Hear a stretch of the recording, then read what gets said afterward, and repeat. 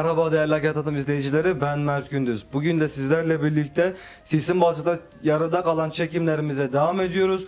Bildiğiniz gibi Kırıkdağ köyünde Aşağı Kırbaş mahallesinde bal hasadı yapılıyordu. Sisinbalcı'da biz zaten oradayken yapım esnasında zaten orada drone destekli çalışmalarımızla olsun, ekip çalışmasıyla birlikte biz oradaki bal hasadını çekmiştik. Fakat drone destekli çalıştığımızdan ötürü o gün arılar biraz rahatsız olmuştu. Biz de o sebepten ötürü röportajı tam anlamıyla yapamamıştık. Şu an Hakkari merkezdeyiz. Kadri Bey'in evindeyiz. Şu an son olarak işin nihai durumu paketlenme ve satışa hazırlanma durumundayız. Burada yarıda kalan röportajımızı hem tamamlamak adına hem de size daha net bir şekilde, daha akıcı ve daha nezih bir ortamda göstermek için burada bulunmaktayız. Hemen kendisine dönelim. Kadir Bey, öncelikle nasılsınız? Teşekkür ederim. Hoş geldiniz. Hoş bulduk efendim. Biz işi en başından itibaren, geçmişten itibaren ele alalım. Ne zamandan beridir bu işi yapıyorsunuz? Çeşitliliklerden, geçmişten itibaren alalım. Daha sonra işini biraz daha açacağız. Şimdi normalde ben 1995 yılından beri arıcılık şeyiyle uğraşıyordum. Ama tabii aktif olarak bu işi yapmıyorum. Ama 2018'den beri aktif olarak bu işin içindeyim. 80-100 tane arım var. İlk başta da 10-15 arıyla başladım. 2018'den beri artık bu işi yaptım ve tercih ettim yani. Kadir Bey, biz tabii oradayken sizden bal hasadında oradaydık. Fakat şu an bizi aslında yaptığınız işlemi biraz daha detaylı açıklar mısınız? Bunlar nedir? Özellikle arkamızda daha büyük bir bölüm var. Şu an paketlenmiş ve önümüze sunulmuş halleri var. Sizden bunu dinleyelim. Şu an burada olan durumu bize anlatır mısınız? Şimdi bizim 3 çeşit balımız var. Bir suni petekler, bunlar karakovan, bunlar süzme balımız.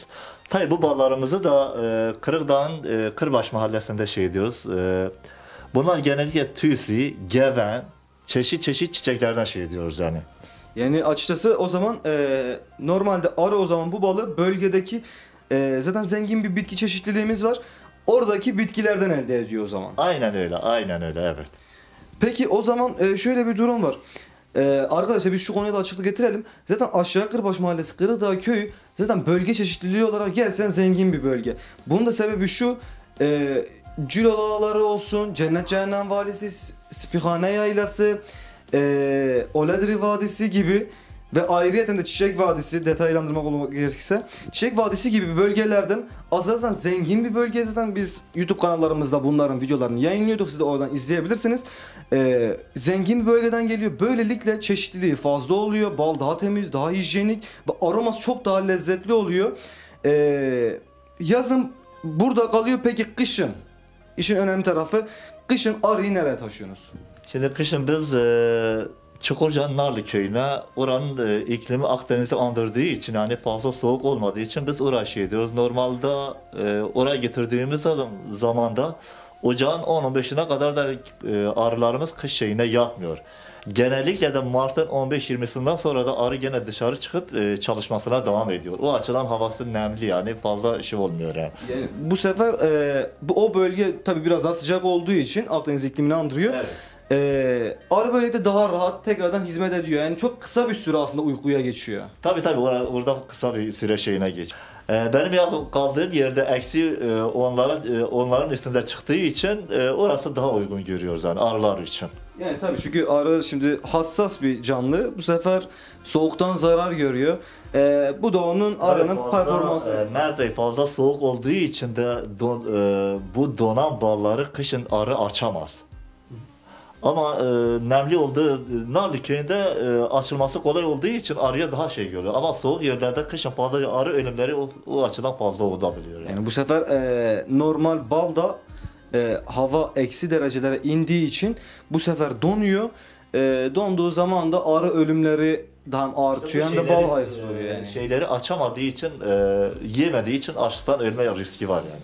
Anladım. Kışın Çukurca bölgesinde, yazın ise Kırıkdağ köyünde kalıyor. Arkadaşlar şöyle de bir bilgilendirme yapalım detay olarak.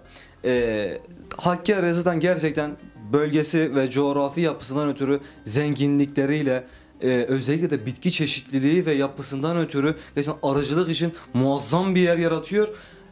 Fakat zaten Hakkari merkez 1500-1600 rakımlardayken Kadir Bey'in ve genel bazı arıcıların, fakat tüm arıcılar zaten kışın hava şartlarından ötürü farklı yerlere zaten taşıyorlar. Fakat Kadir Bey'den de duyduğumuz gibi Çukurca Narlı bölgesine götürülüyor. Orası yaklaşık bir 500-600 metre rakımı daha düşük. O sebepten ötürü hava sıcaklığı 10-15 derece fark edebiliyor.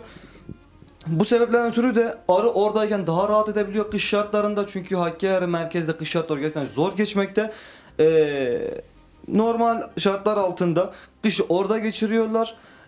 Ayrıca de bilimsel bir araştırmaya göre Türkiye ülkede yapılan araştırmada arı zehirinde Hakkari birinci oldu. Bunun da açık ara sebebi Hakkari'deki bölge çeşitliliğinden ve bölgedeki zengin bitki örtüsünden kaynaklı. Son olarak Kadir Bey, ballarınızı nereye pazarlıyorsunuz, nereye gönderiyorsunuz? Şimdi ballarımızı biz genellikle Türkiye'nin çok yerlerine, Ankara, İstanbul, Bursa, Batı'ya hatta Irak'a da gönderdiğimiz şeyler olarak siparişi bir sefer alan kişi ikinci sefer mutlaka alıyor yani. O sebepten ötürü de bu sefer müşteri tabii memnuniyete bir sefer olunca. bu balı tattım yani ilk yıl gönderdim adam 5 yıldır üst üste bir sefer denemiş yani artık sorun yok yani. Arkadaşlar siz de kesinlikle deneyin çünkü biz kendinizden sözü aldık. Çekimden sonra da tabii ki biz de bir tadım testi yapacağız. Fakat önemli olan sizin de yapmanız. Biz zaten .com sayfamızda Sisim Balcılığa ulaşma adreslerimiz mevcut. Oradan da ulaşabilirsiniz. Son olarak Kadir Bey, bizim izleyicilerimize, sizin de müşterilerinize ve genel Hakkari halkına demek istediğiniz nelerdir? Ben Hakkari tanıtımı adına, Hakkari tanıtımına çok teşekkür ederim. Ondan sonra benim ballarımı beğenen müşterilerime, onlara da teşekkür ederim. Yani tabii devamlı kapımız açıktır yani bu hizmetlerden dolayı biz de milletimize bu şeyi vermekten de gurur duyarız yani. Değerli dostlar, bugün de sizlerle birlikte Sisim Balcı'daki yanımızda Kadir Bey vardı. Balcılığa ve onların hizmetlerine dair bilgiler edindik. Bir dahaki videoya da kendinize iyi bakın, sağlıcakla kalın. Değerli dostlar, yaklaşık biz tabii yani çekim kısa sürüyor, röportaj kısa sürüyor fakat onun ön hazırlığı gerçekten biz burayı şu an hazırlarken ister istemez yani bizi tahrik edecek düzeyde bir güzelliğe sahipler. Sizin de izninizle ben tabi elime aldıktan sonra bir daha mikrofonu tutamayacağım. Kadir Bey, müsaadenizle ben bir tanım testi yapıyorum.